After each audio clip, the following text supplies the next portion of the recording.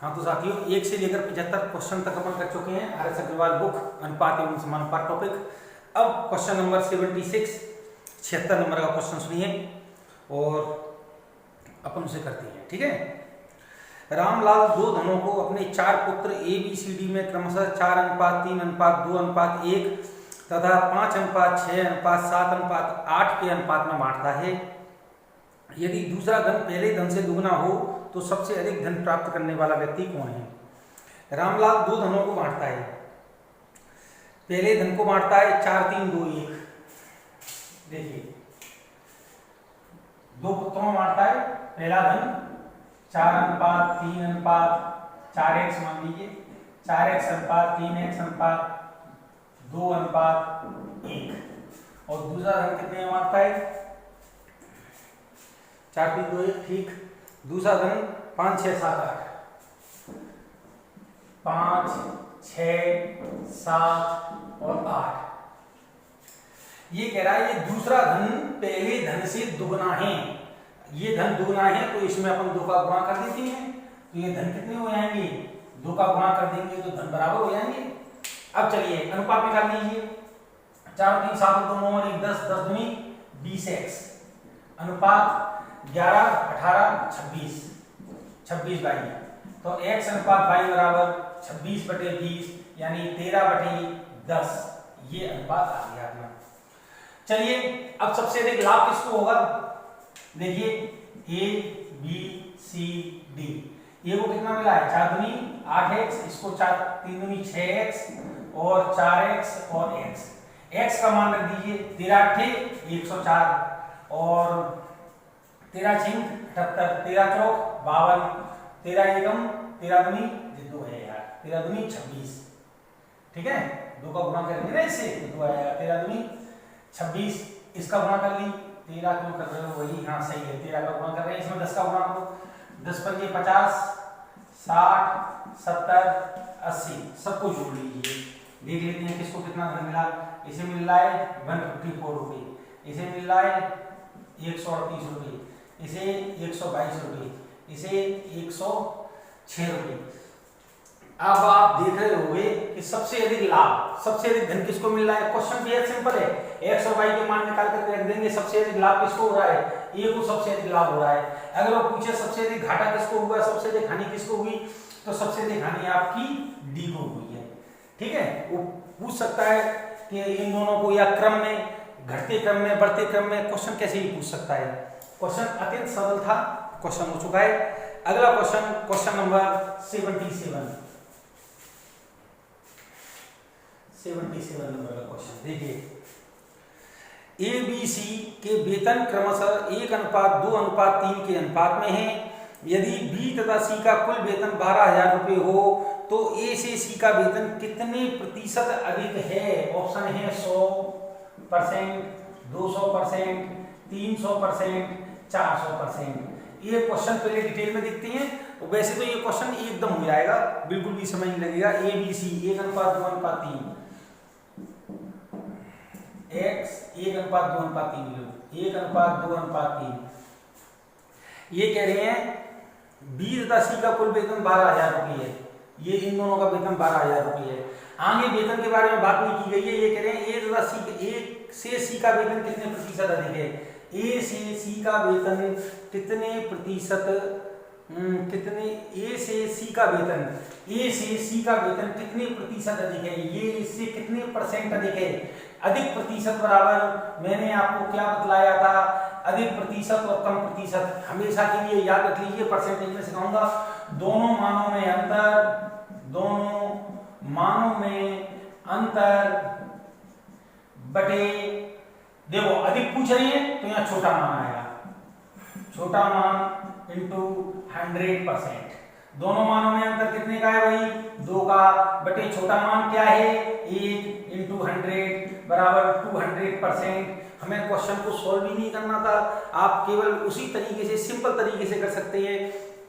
अगर वो पूछता इधर ध्यान देना परसेंटेज जब टॉपिक पढ़ाऊंगा तो बेहद बेहतरीन तरीके से अपन इसे सॉल्व करेंगे।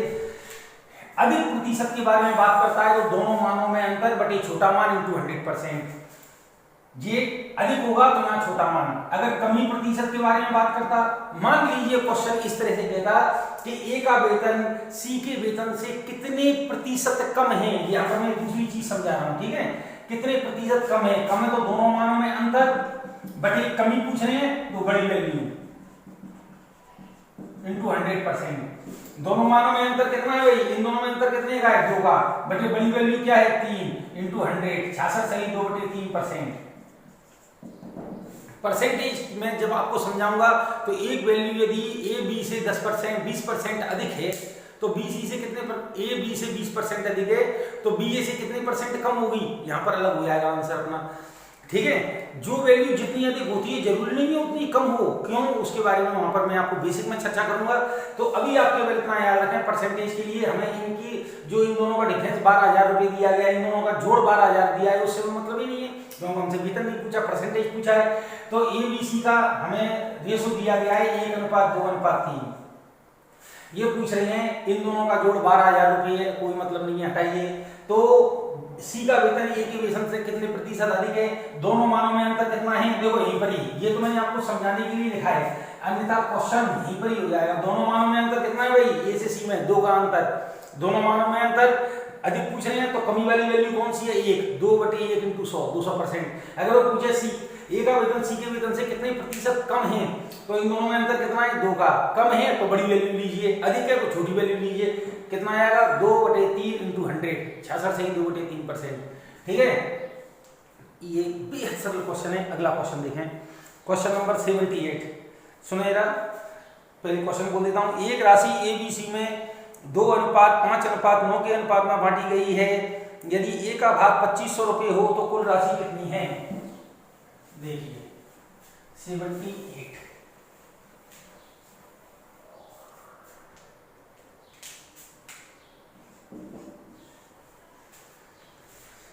ए बी सी में 2:5:9 के अनुपात में बांटी गई है, ए बी सी 2:5:9 के अनुपात में बांटी गई है। ए का भाग 2500 रुपये, ए का भाग है कितना 2 बराबर किसके 2500 के, तो कुल राशि कितनी है 9 2 11 और 4 15 और 1 16, 9 2 11 और 5 16, 16 बराबर 2500 बटे 2 गुणा 16, 2 8 16, 25 8 200 के पीछे 2 जीरो और 20,000 रुपये आपका आंसर। अत्यंत सरल, सोच कर ही कर सकते हैं। 2 का मान कितना दिया है 2500, 1 का मान 1250 हो गया, तो ये 16 का मान 16 गुणा 1250 आपका आंसर। चलिए अगला क्वेश्चन सुनिए, 79 क्वेश्चन। 3700 रुपये को ए बी सी में इस प्रकार बांटा गया है कि ए का भाग बराबर बी बटे बी का भाग बराबर बी का भाग बटे सी का भाग बराबर 3/4, तब ए का भाग कितना है। अत्यंत सरल क्वेश्चन,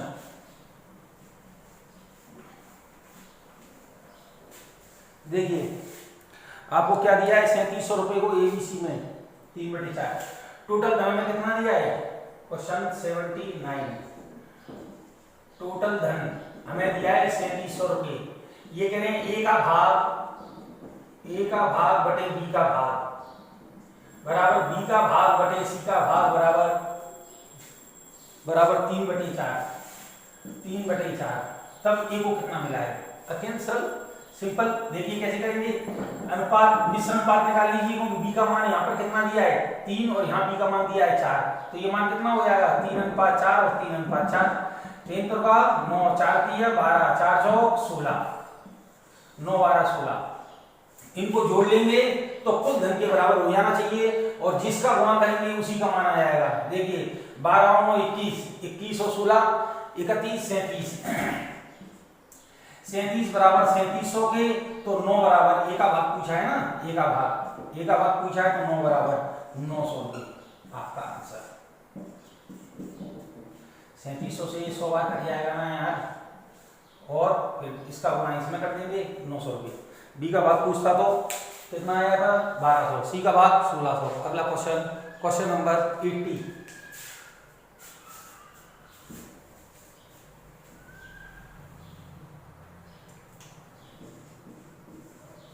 क्वेश्चन सुनिए। 8400 रुपये को ए बी सी डी में इस प्रकार बांटा गया है कि ए अनुपात बी बराबर 2/3, बी अनुपात सी बराबर 4/5 तथा सी अनुपात डी बराबर 6/7 है, तो ए का भाग कितना है 8400 रुपये। टोटल कितना दिया है हमें 8400 रुपए ABCD में किस अनुपात में बांटा गया है? 2:3 और 4:5। 2:3 और 4:5। चलिए जी, 4 दूनी 8, 4 तिया 12, 5 तिया 15। फिर C/D कितना दिया गया है? 6:7। 6:7 ए का हिस्सा पूछा है। देखिए 15 दूनी 30, इस पूरे में किससे गुणा कर लिए? 2 से। तो इसमें किससे गुणा कर लिए? 5 से। ये 30 हो जाएगा। 15 दूनी 30 और 5 चला 30 हो जाएगा। अत्यंत सरल तरीका बताया है। गुणा कीजिए। 8 दूनी 16, 12 दूनी 24, 15 दूनी 30, यहाँ भी 30, यहाँ भी 30, एक ही बार लिखेंगे। और 7 पंजे 35। इस सब को जोड़ लेंगे तो कुल धन के बराबर हो जाना चाहिए। और इसका गुणा करेंगे, ए का मान पूछा है ना, इसका गुणा करेंगे तो हमारा आंसर जोड़ लीजिए कितना हो रहा है? 5, 6 और 4 10 और 5 15 की 5 हासिल में आएगी 1, 3 एकम 3, 3 दूनी 6, 3 और 9 और 1 10, 105 बराबर 8400। काट दीजिए। 7 एकम 7, 7 पंजे 35, 7 एकम 7, 7 दूनी 14, 0 0, 15 8 120। एक का मान कितना आ गया भाई? 80।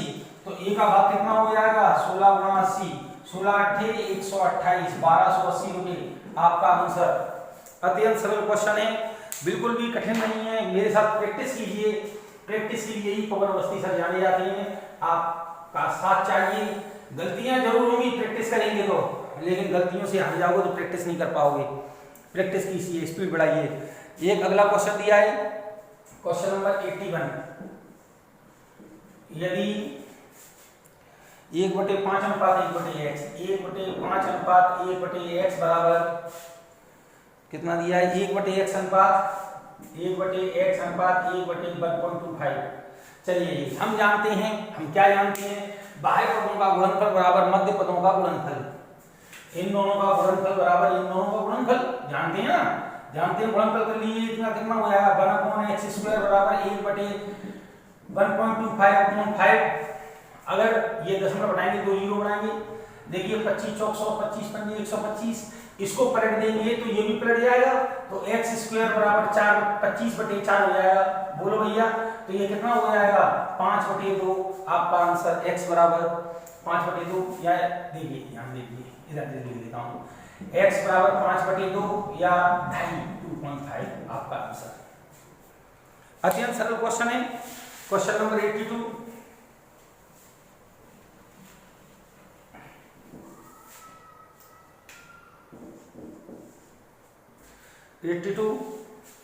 यदि x बराबर 1/3y। चलिए जी, सारे क्वेश्चन है। यदि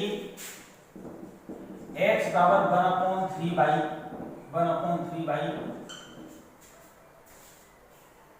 तथा y बराबर 1/2z तो x अनुपात y अनुपात z। आपको कितनी बार बतलाया है? कई बार बतलाया है कि ये y इसके बटे में जाएगा और z इसके बटे में आएगा। तो क्या हो जाएगा? x/y बराबर 1/3, y/z बराबर, ठीक है, 1/2। ठीक है, z को इस तरह का बना देता हूँ, इससे कंफ्यूजन नहीं।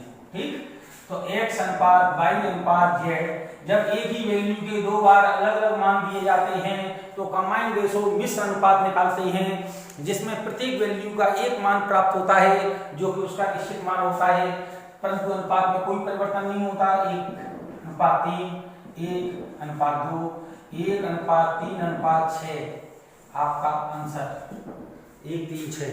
अगला क्वेश्चन सुनिए, क्वेश्चन नंबर 83।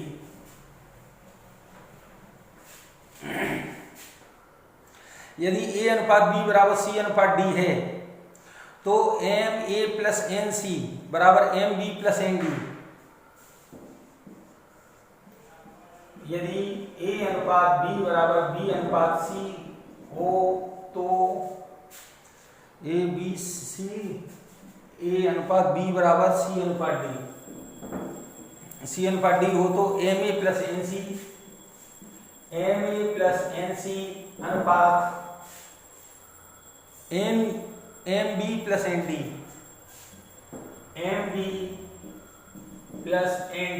चलिए इधर देखिए, इसका मान आपसे पूछा गया है। अत्यंत सरल क्वेश्चन है। a अनुपात b बराबर c/d, a अनुपात b बराबर c अनुपात d। यानी ए को सी लिख सकते हैं तो सी को ए भी लिख सकते हैं और बी को डी लिख सकते हैं तो डी को बी भी लिख सकते हैं। ठीक है, ऑप्शन अपन बाद में देखेंगे, पहले इसको इसमें अरेंज कर लीजिए। ए की जगह सी है, अब देखिए ए यहाँ पर है, यहाँ ए है, पहले लिख देता हूँ मैं, समझ लीजिए M A plus N C upon M B plus N D. ठीक है, अब यहाँ पर ए है, ए तो इसको भी ए में बदल लो, सी को ए में बदलेंगे, देखो सी की जगह पर ए लिख सकते हैं तो यहाँ पर अपन क्या लिख सकते हैं, M A plus M A लिख सकते हैं भाई। और यहाँ पर बी है तो देखिए इसको ऐसे लिखा देंगे एम बी प्लस, अब डी को अपन क्या लिख सकते हैं, बी भी लिख सकते हैं, लिख दिया एम बी। अब इसमें से क्या कॉमन आएगा, ए कॉमन आएगा और इधर से बी कॉमन आएगा, अंदर क्या बचेगा एम प्लस एन और एम प्लस एन, ये आपके कट जाएंगे, आंसर अपना ए अनुपात बी। या तो ए अनुपात बी आंसर होगा या ए अनुपात बी का मान क्या है सी अनुपात डी, या तो सी अनुपात डी आंसर होगा, इन दोनों में से एक ही आंसर होगा। ठीक है, तो आपका क्या दिया है, ए अनुपात बी दिया है तो आपका आंसर ए अनुपात बी। अगर वो ए अनुपात बी ना दे ऑप्शन में सी अनुपात डी दे दे तो आपका आंसर सी अनुपात डी। ठीक है, चलिए जी अगला क्वेश्चन, क्वेश्चन नंबर 84।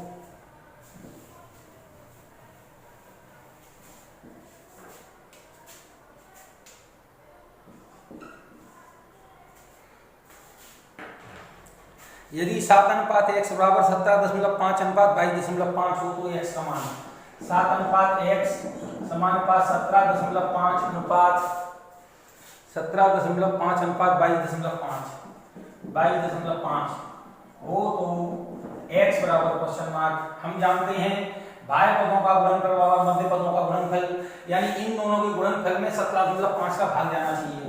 इसका मतलब 22.5 गुणा 7 बटे 17.5 नीचे आ जाएगा, तो काट दीजिए 25 7 175, 25 नंबर 225, 7 से 7 आपका आंसर 9। चलिए जी अगला क्वेश्चन देखिए, एक और क्वेश्चन दिया है ऐसे ही, क्वेश्चन नंबर 85 नंबर का क्वेश्चन है 0.75 अनुपात x समानुपात 5 अनुपात 8। यदि 0.75 अनुपात x समानुपात 5 अनुपात कितना है 8, 5 अनुपात 8 हो तो x बराबर क्वेश्चन मार्क। हम जानते हैं बाह्य पदों का गुणनफल बराबर मध्य पदों का गुणनफल, यानी 0.75 इंटू 8 के अपॉन में 5 आएगा, तो x बराबर 0.75 इंटू 8 अपॉन 5, 5 से काट दीजिए, 5 एकम 5, 5 25, 25 15 120, 120 1 2 2 अंक बाद 1.20 हमारा आंसर। अगला क्वेश्चन, क्वेश्चन नंबर 86। ये सब अत्यंत ही सरल क्वेश्चन है, आप लोगों को आ रहे होंगे।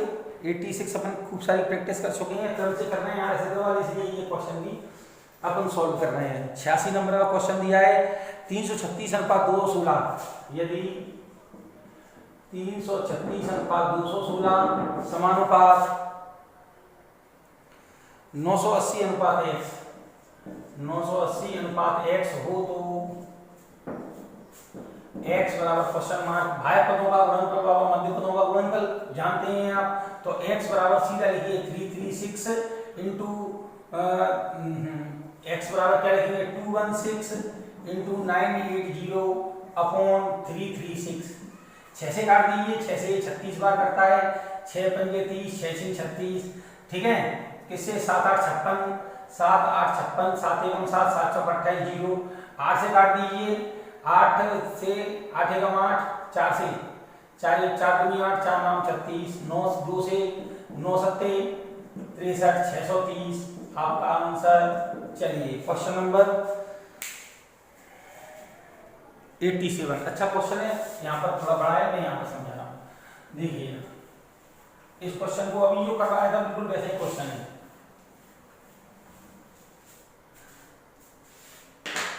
क्वेश्चन नंबर 87,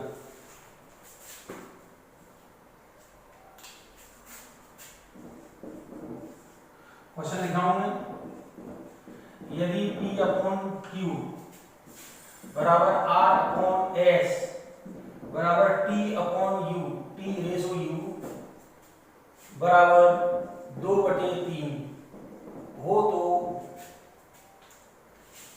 रेशो में दिया गया, मैं मल्टीपल लिखता हूं, हो तो MP plus N R plus V T, ratio है यानी अपॉन में आया upon N Q plus N S plus V T का मान क्या होगा। अभी करवाया था ये क्वेश्चन, कैसे करेंगे बताइए।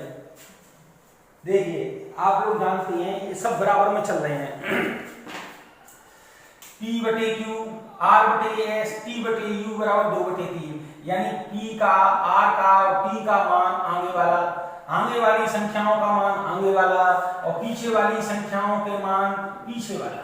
ठीक है भैया, इसको इधर लिखिए, इसको इधर लिखिए। ठीक, अब ये समझ लीजिए, यानी P की जगह 2 लिखेंगे, R की जगह 2 लिखेंगे, T की जगह 2 लिखेंगे, Q की जगह 3 लिखेंगे, S की जगह 3 लिखेंगे और U की जगह 3 लिखेंगे। इसमें मान रख दीजिए आपका आंसर M। P की जगह क्या लिखेंगे 2, तो 2M हो गया, प्लस R वाले का देखो मान 2 है तो 2R हो गया, प्लस VT, T का मान क्या है तो 2V। क्लियर, 2 मान रख देंगे। M Q की जगह क्या लिखेंगे देखो 3, तो 3Q प्लस N, M गलत लिख दिया, 3M प्लस N S की जगह 3 लिखेंगे, 3S 3M प्लस और यहाँ पर क्या लिखेंगे 3, तो 3। अब देखो इसमें से क्या कॉमन आ रहा है, ऊपर वाले में से 2 कॉमन आ रहा है, M प्लस यहाँ R की जगह S लिखना था, N लिखना है, N का मान R है ना, R का मान कितना दिया है 2, तो 2N लिखना है, 2N सही तो लिखा है यार, और 3N। ठीक है, चलिए R plus B upon 3M plus N, M plus N plus B। बस अब क्या है, कट जाएगा 2:3, हमारा वही रेशो प्राप्त हो जाएगा, क्योंकि ये वैल्यूज कट जाएंगी। ये आपको समझाने के लिए किया था, नहीं तो मालूम पड़ जाता है वहां से, ये सब आपस में बराबर है तो इनका जोड़ भी आपस में बराबर होगा, यानी 2:3 ही होगा। चलिए अगला क्वेश्चन, क्वेश्चन नंबर 88।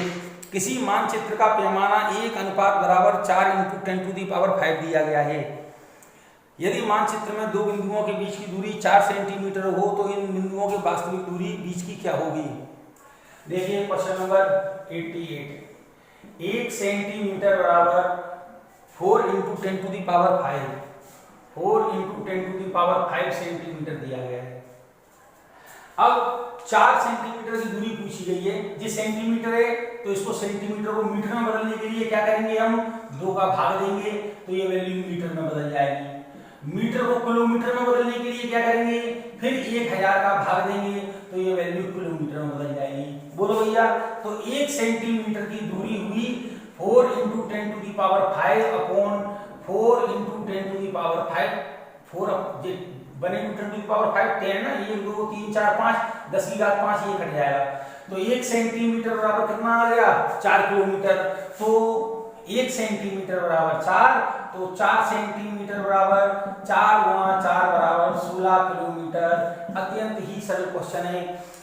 नक्शे में 1 सेंटीमीटर, 2 स्थानों में 1 सेंटीमीटर के बीच की दूरी को 4 किलोमीटर से दर्शाते हैं, तो 4 सेंटीमीटर की दूरी को 16 किलोमीटर से दर्शाएंगे। अत्यंत ही सरल क्वेश्चन। क्वेश्चन नंबर 89,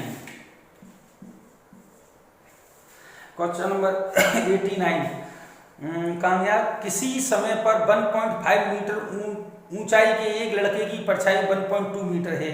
लड़के की ऊंचाई कितनी है 1.4 मीटर और परछाई की लंबाई है 1.2 मीटर। किसी समय पर 1.4 मीटर ऊंचाई के एक लड़के की परछाई 1.2 मीटर है। इसी समय पर एक भवन की परछाई की लंबाई 5.4 मीटर है, तो भवन की ऊंचाई कितनी है। मैंने आपको समझाया था तुलना सदैव समान प्रकार की चीजों में की जाएगी। इन्होंने व्यक्ति की ऊंचाई दी है और परछाई की लंबाई दी है, फिर परछाई की लंबाई दी है और उस मीनार की ऊंचाई पूछी है, तो परछाई को ले लीजिए, कितना है 1.2 मीटर परछाई। जब 1.2 मीटर परछाई है तो उस लड़के की लंबाई कितनी है 1.4 मीटर। जी है ना, परछाई 1.2 मीटर, तो जब लड़के की परछाई की हाइट कितनी है 1.2 मीटर, तो लड़के की हाइट कितनी है 1.4 मीटर। उसके बाद भवन की परछाई है 5.4 मीटर, भवन की परछाई 5.4 है, तो भवन की ऊंचाई कितनी होगी हम जानते हैं, पूरा परसेंटेज इसी बेसिक पर पढ़ाऊंगा। तुलना समान चीजों में की जाती है और बराबर से इधर की जो वैल्यू होती है वो इसके बटे में आ जाती है, यानी उसका भाग दिया जाता है, और जो वैल्यू यहाँ की होती है उसका गुणा कर दिया जाता है। सिंपल, जो पूछा जाता है वही आंसर आ जाता है। 1.4 अपॉन 1.2 इंटू 5.4, ठीक है, पॉइंट से पॉइंट उड़ गया, 2 छंकी 12, 2 सत्ते 14, 6 नाम 54, 9 सत्ते 63, 6.3 सेंटीमीटर है कि मीटर है, क्या है, मीटर है। आपका आंसर 6.3 मीटर। क्वेश्चन नंबर 90, ठीक है, बड़े सरल क्वेश्चन है, बड़े ध्यान से आप समझते चलें, ठीक है, आपका साथ चाहिए। क्वेश्चन नंबर 90, क्वेश्चन नंबर 90 क्या दिया है, किसी भिन्न के अंश और हर का अनुपात 3:4 है, अंश में से 9 घटाने पर नई भिन्न मूल भिन्न का, ये लैंग्वेज बड़े ध्यान से समझना, नई भिन्न जो प्राप्त होती है वो मूल भिन्न का 2/3 हो जाती है, तो मूल भिन्न का अंश कितना है। एक भिन्न के अंश और हर का अनुपात 3:4 है, लीजिए 3:4, अंश में से 9 घटाने पर जो मान प्राप्त होता है, 9 घटाने पर नई भिन्न मूल भिन्न का 2/3 प्राप्त होती है। जो नई भिन्न प्राप्त होती है वो मूल भिन्न का, मूल भिन्न क्या है 3x/4x, मूल भिन्न का 2/3 है, हाँ जी 2/3 प्राप्त होती है, यानी मूल भिन्न का 2/3 प्राप्त कर देंगे तो यहाँ पर जो डिफरेंस इनका जो सॉल्यूशन आएगा वो इसके बराबर आ जाएगा। बस अब क्या है, x से x, 3 से 3, 2 एकम 2, 2 दूनी 4, 2 का गुणा इधर कर दीजिए, 3 दूनी 6x - 18 बराबर 4x, ये इधर 2x बराबर 18, तो x बराबर 9। आपसे मूल भिन्न का अंश पूछा गया है, मूल भिन्न क्या थी 3x/4x, ये मूल भिन्न थी, बोलो थी कि नहीं थी। इसमें अंश का मान पूछा है तो अंश कितना हो जाएगा भाई, 3 × 9 बराबर 27, हर पूछता तो 36, अंतर पूछता तो 9, योगफल पूछता 4 3 7 7 नाम 63, गुणनफल पूछता 4 3 12 12 नाम 108, कुछ भी ज्ञात कर सकते हैं जो आपसे पूछा जाए, ठीक है। चलिए अगला क्वेश्चन, क्वेश्चन नंबर 91,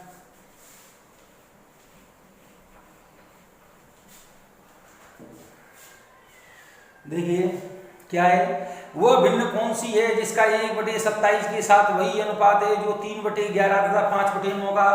जो बेसिक वाले बच्चे हैं वो जरा ध्यान से देखें, ठीक है। नई भिन्न, वह भिन्न कौन सी है, वह भिन्न माना x/y है, 90 नंबर का क्वेश्चन, x/y है जिसका 1/27 के साथ वही अनुपात है, जो अनुपात कहाँ गया 3/11 तथा 5/9 का है, 3/11 तथा 5/9 का है। बेसिक समझा रहा हूँ उन स्टूडेंटों को जो इनिशियली स्टेज के हैं।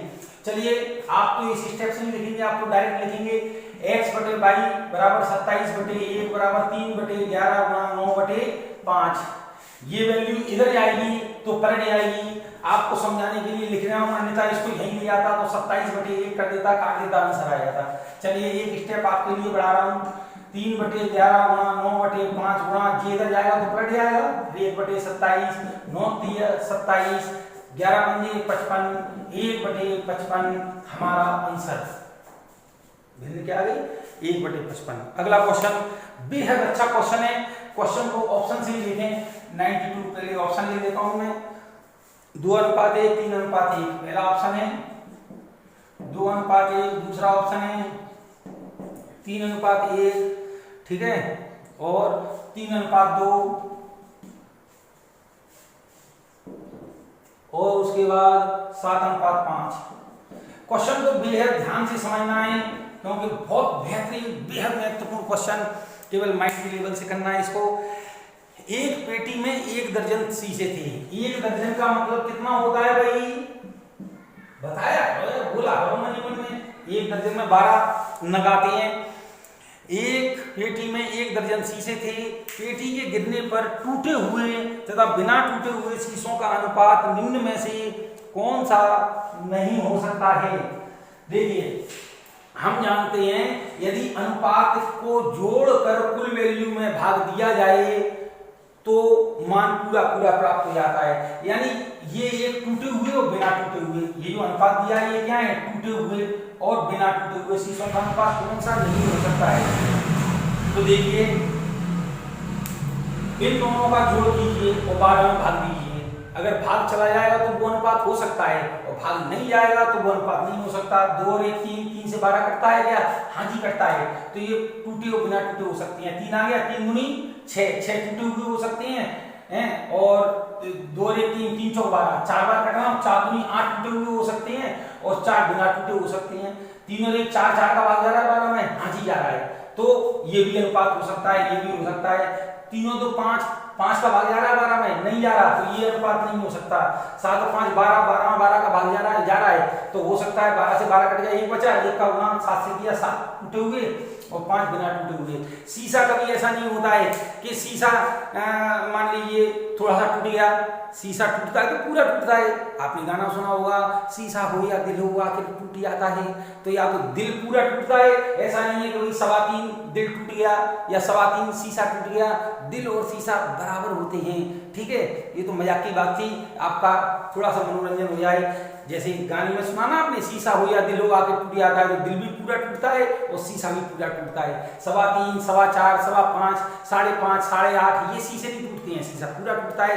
इसलिए जिस रेशो का भाग नहीं जा रहा होगा उसमें वही हमारा अनुपात नहीं हो सकता है। 3 और 2 5, 5 का भाग देंगे 2.4 और 2.4 का गुणा करो 24 72, 7.2 शीशा टूट गया और 24 दूनी 48, 4.8 शीशा बचा हुआ है। ऐसा होता है क्या, नहीं होता, पूरा टूटता है, ठीक है, यह पूरा साबित होता है। अगला क्वेश्चन, क्वेश्चन नंबर 93। ये क्वेश्चन लॉजिक से ही हो गया था। 93 देखिए, निम्न में से सबसे बड़ा अनुपात कौन सा है। ये भी ऑप्शन से हो जाएगा। सबसे बड़ा 93, सबसे बड़ा अनुपात। मैंने कल आपको सिखाया था ऐसा एक क्वेश्चन, खैर कोई बात नहीं है, भूल गए हुए हम, ठीक है, क्योंकि हम बड़ी जल्दी भूल जाते हैं। 7 15 15 23, 7 15 15 23 और ऑप्शन क्या दिया है 17 25 21 29, 17 25 21 29। देखिए बड़ा अनुपात निकालने के लिए क्या करेंगे, आप भाग दे सकते हैं और भाग नहीं दे सकते हैं तो मैंने आपको तुलनात्मक अध्ययन बताया था। 7/15, 15/23 और 17/25 और 21/29। क्या चाहिए हमें, बड़ा। तो दो अनुपातों की तुलना करेंगे, जो हमें बड़ा मिलेगा उसे रख लेंगे, छोटे वाले को हटा देंगे। कहीं से भी कर सकते हैं, आगे से पीछे, जरूरी नहीं है कि 29 से बड़ा याद नहीं है तो बाद में करेंगे, पहले छोटे को रख लेंगे। बड़ा चाहिए ना, छोटे को उठाएंगे। 23 सत्ते से 161, 15 15 225 होते हैं भाई, तो बड़ा चाहिए छोटा चाहिए, हटाओ इसे। देखिए 25 पंजे 125, 25 एकम 37, ठीक है, 25 और 23 से 23 दिए 17 17 कर लो, 17 दिए 51, 5 17 दूनी 34 और 5 कितने होते हैं 39, ठीक है। 391 बड़ा वाला है, इसको हटा लीजिए। 29 का गुणा करो इससे, 17 153, 153 की 3 15 हासिल, 17 दूनी 34, 10 44 और 5 49, 25 एकम 25, 25 दूनी 50, 50 51 52। कौन सा बड़ा है 21/29, इसको हटाइए, आपका आंसर क्या आ गया 21/29। अगर पूछता सबसे छोटा अनुपात कौन सा है तो हम बड़े को हटाते चले जाते, छोटा मिल जाता। ये बेस्ट तरीका है। मैं आपको डेसिमल फ्रैक्शन में भी इस तरीके, ये 3 तरीके होते हैं बड़े छोटे याद करने के। एक भाग विधि जो सिंपल तरीके से आप भाग नहीं दे पाएंगे, 29 का पढ़ाई नहीं आएगा, कहां तक पढ़ोगे, ठीक है। दूसरा एलसीएम मेथड भी होता है और तीसरा कंपैरिजन मेथड। तो कंपैरिजन मेथड गुणा वाला होता है, बताइए आप गुणा जल्दी कर लेते हैं या भाग जल्दी कर लेते हैं। गुणा जल्दी कर लेते हैं। जोड़ने में गलती होती है, घटाने में गलती होती है। घटाने में गलती होती है, जो नेगेटिव साइन होती है उनमें गलती हो जाती है हमसे, पॉजिटिव साइन में हमसे बहुत कम गलती होती है। तो भाग में क्या है, भाग थोड़ा देर से सॉल्व होता है, तो शुरू से हम क्वेश्चन को भाग को देखते हैं, थोड़ा सा हमारी स्पीड डाउन हो जाती है, ठीक है। क्वेश्चन नंबर 94, चलिए क्वेश्चन 94। क्वेश्चन क्या दिया है भाई, बहुत अच्छा क्वेश्चन दिया है, बड़े ध्यान से इसको समझेंगे। किसी समकोण त्रिभुज की समकोण बनाने वाली भुजाएं 5:12 के अनुपात में हैं। यदि त्रिभुज का क्षेत्रफल 270 वर्ग सेंटीमीटर हो तो कर्ण की लंबाई कितनी है? समकोण त्रिभुज में समकोण बनाने वाली भुजाएं 5:12 के अनुपात में है। 5 ये मान लो, 12 ये मान लो। जब मैं आपको एडवांस पढ़ाऊंगा, एरिया वॉल्यूम पढ़ाऊंगा, ट्राइंगल पढ़ाऊंगा, तब मैं ट्रिपलेट्स के बारे में चर्चा करूंगा। ये फिक्स होता है। पाइथागोरस भाई साहब ने बताया था कि समकोण त्रिभुज की त्रिभुज बनाने वाली भुजाएं, एक भुजा ये, एक भुजा ये, अगर ये भुजा नहीं होगी तो ये कोण ही तो है। भुजा ये कब होगी? जब ये भुजा मिलेगी। इसे अपन कर्ण कहते हैं। 90 डिग्री के सामने वाली भुजा को कर्ण कहते हैं और थीटा डिग्री के कोण के सामने वाली भुजा को लंब कहते हैं और बची हुई भुजा को आधार कहते हैं। ज्यादा डिस्कस नहीं करते हैं। ये 5 है, ये 12 है, तो देखो क्या इन्होंने ये बतलाया था कि त्रिभुज की किन्हीं भी दो भुजाओं के वर्गों का योगफल तीसरी भुजा के वर्ग के समानुपाती होता है या वर्ग के बराबर होता है। तो देखिए इन दोनों का जोड़ कर लीजिए, 12 का 144, 25 का 25, जोड़ लीजिए 169, 13 का 5 12 13, 2 3 4 5, 20 21 29, ये कॉम्बिनेशन होता है। ठीक है, मैं आपको वहां पर लिखाऊंगा पूरी लाइन से, उनको याद करना है। तो इससे क्या है भाई, स्पीड बढ़ जाएगी। हमारा क्या दिया है और इसका एरिया हमें दिया गया है। एरिया कितना दिया है? एरिया कितना दिया है? 2 से जी सब एक्स में चल रहे हैं अभी। ठीक है, तो इनका एरिया कितना दिया है? एरिया कहाँ है भाई? 270। एरिया का सूत्र क्या होता है? सभी चीज का क्षेत्रफल का सूत्र क्या होता है? लंबाई गुना चौड़ाई। लेकिन त्रिभुज के क्षेत्रफल में बटे में 2 लग जाता है समकोण त्रिभुज के में। तो एरिया बराबर होता है 1/2 a बराबर 270। ठीक है, a और b का मान कितना दिया है? 1/2 × 5x × 12x बराबर 270। 2 से काट दीजिए 6 6 5 30, 30 का भाग दो 3, x² बराबर 9 आ जाएगा। 6 5 30, 30 से काटा 0 से 0, 3 से 3 9 27, 9, x² बराबर 9। तो x बराबर कितना आ गया? 3। x बराबर 3 आ गया तो कर्ण कितना है अपना? कर्ण है भाई 13। तो 13 3 39, 39 सेंटीमीटर जो आपसे पूछा गया है वही आपका आंसर है। अगला क्वेश्चन नंबर 95। ये भी बहुत अच्छा क्वेश्चन है, यह देखिए यार ध्यान से।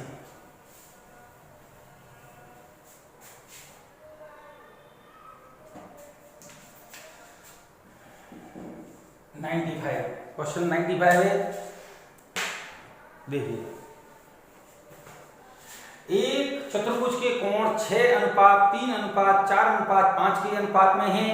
एक त्रिभुज का सबसे छोटा कोण चतुर्भुज के सबसे बड़े कोण का 1/4 है।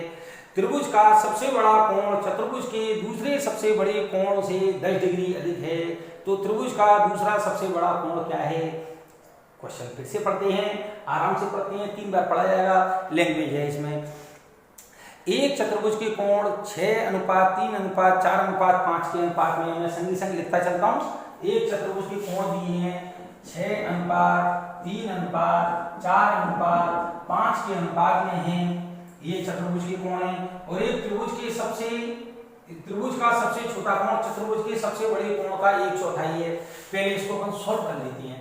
6 और 3 9 और 4 13, 13 और 5 18। ठीक है, 6 और 4 10, 5 15, 16 17 18, कैसे भी जोड़ लीजिए 18 है। त्रिभुज के सभी कोणों का जोड़ कितना होता है भाई? जानती हैं 360। और त्रिभुज के सभी तीनों कोणों का योगफल 180 डिग्री। काट दीजिए 18 दूनी 36, x बराबर 20। x बराबर 20 आ गया तो ये कितने का हो गया? 6 दूनी 12, ये 120 का हो गया। ये 20 दिया, ये 60 का हो गया। ठीक है, आगे 4 दूनी 8, ये 80 का हो गया। और ये 20 पंजे 100, ये 100 डिग्री का हो गया।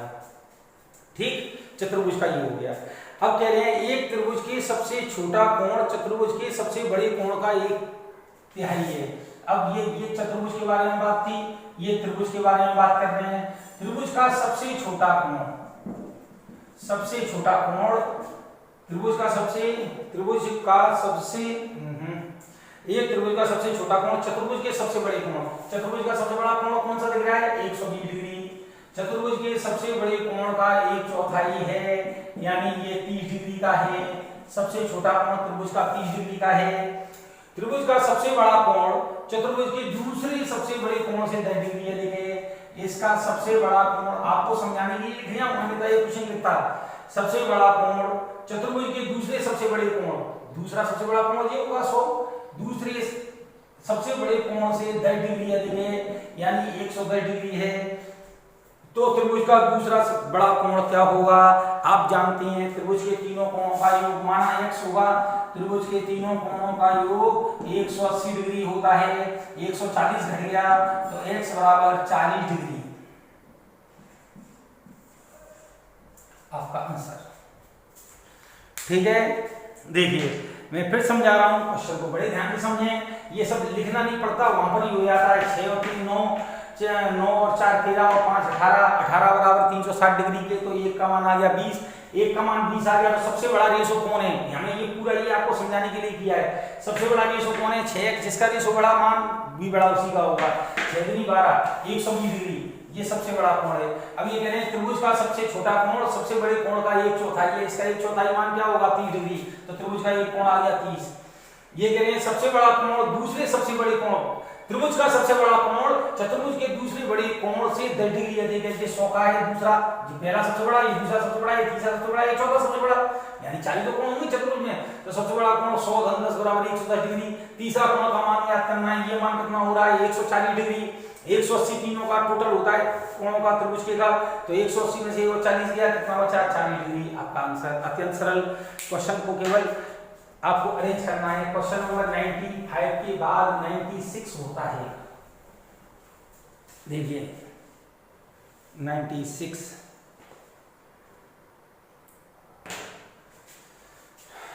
एक त्रिभुज के कोण क्रमशः 2:3:4 के अनुपात में है। एक त्रिभुज के कोण किस अनुपात में है? 2:3:4। तो ये क्वेश्चन पूरा पढ़ दूं। एक त्रिभुज के कोण 2:3:4 के अनुपात में है।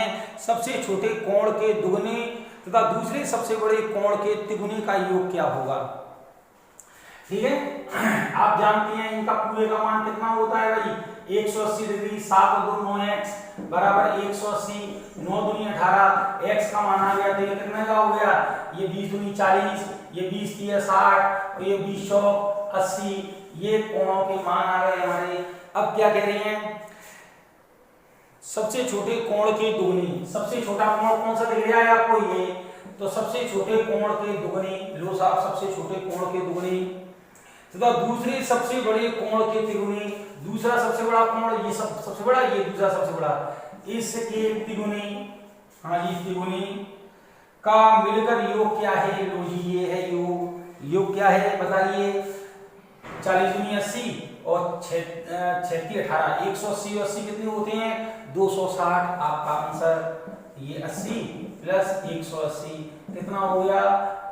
260 डिग्री आपका आंसर। अत्यंत सरल क्वेश्चन है। ठीक, अगला क्वेश्चन देखिए, क्वेश्चन नंबर 97। 4 पात्रों के मिश्रण में, क्वेश्चन बोल देता हूं पहले।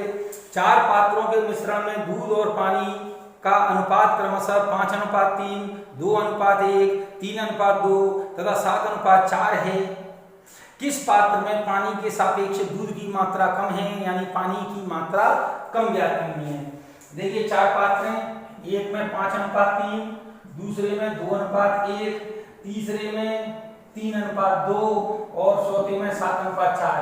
ये मिल्क है, ये वाटर है, इसी रेशो में चल रहे हैं, milk water milk water.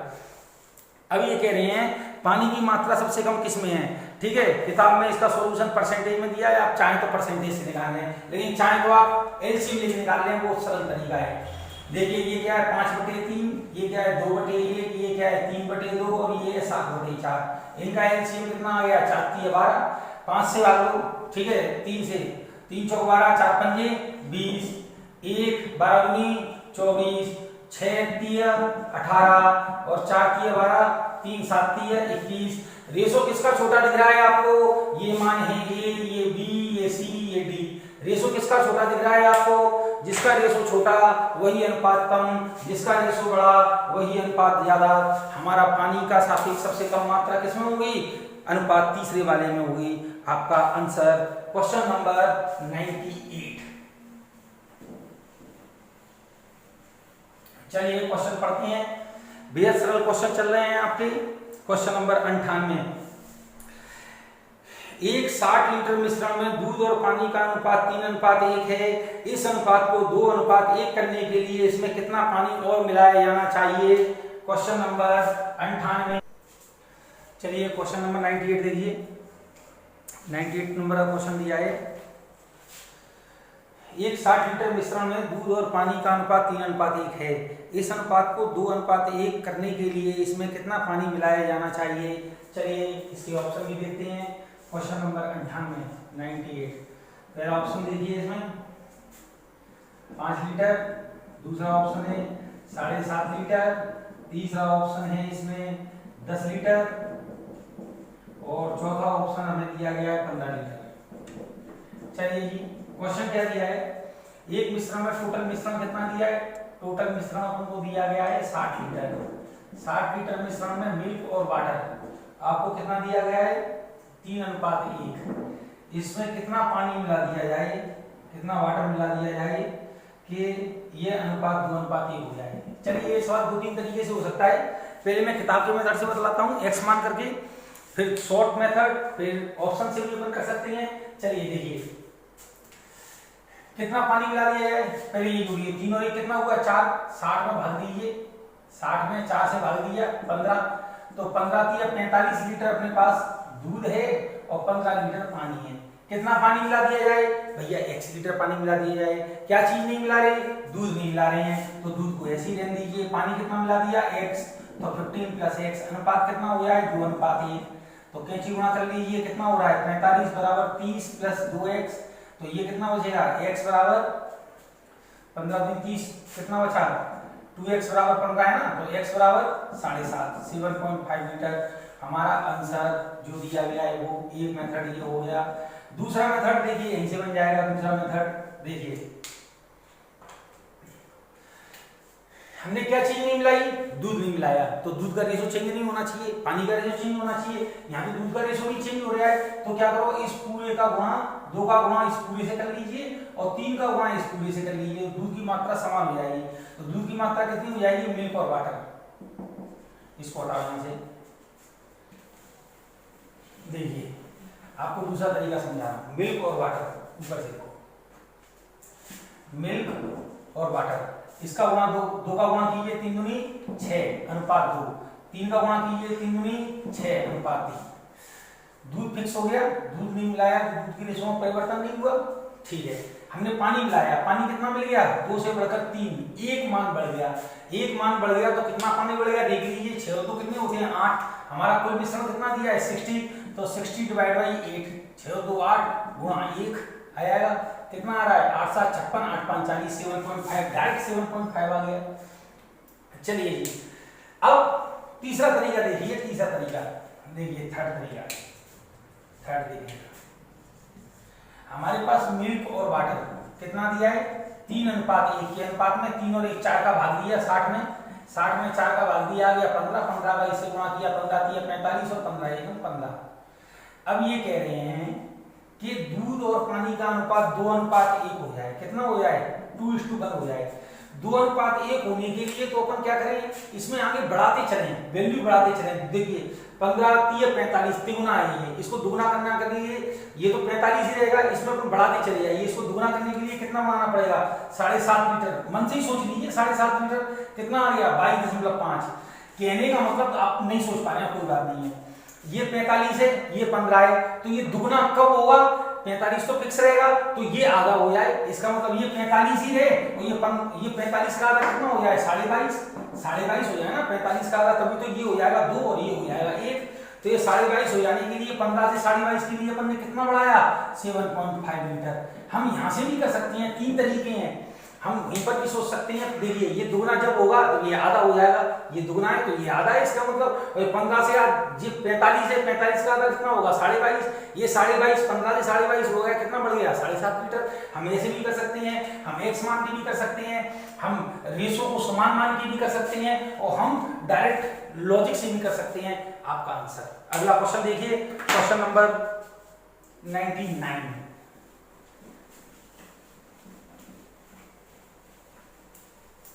Question सुनिए पहले। एक 35 लीटर मिश्रण में दूध और पानी का अनुपात 35 लीटर मिश्रण में दूध और पानी का अनुपात 5:2 है।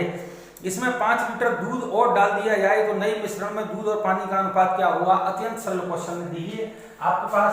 क्वेश्चन नंबर 99, आपके पास दूध और पानी का अनुपात 5:2 दिया गया है और टोटल मिश्रण हमको कितना दिया गया है भाई?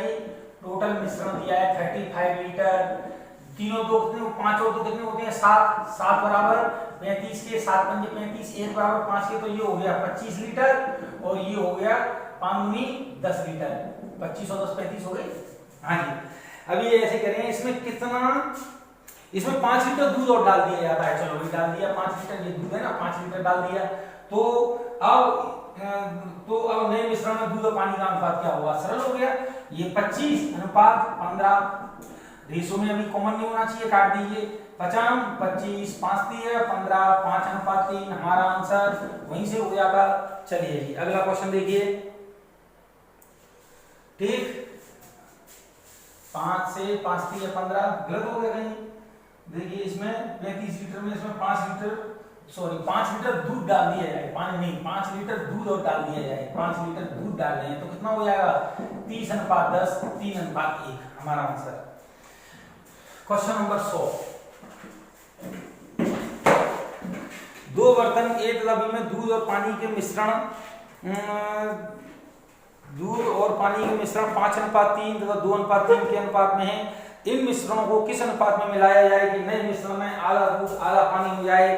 इस क्वेश्चन को डिटेल में सीखेंगे, मिश्रण के नियम से सीखेंगे, दूसरे नियम से सीखेंगे। तो इस क्वेश्चन के लिए आज क्वेश्चनों की संख्या ज्यादा हो गई है, कल से 100 से क्वेश्चन स्टार्ट करेंगे। ठीक है, धन्यवाद।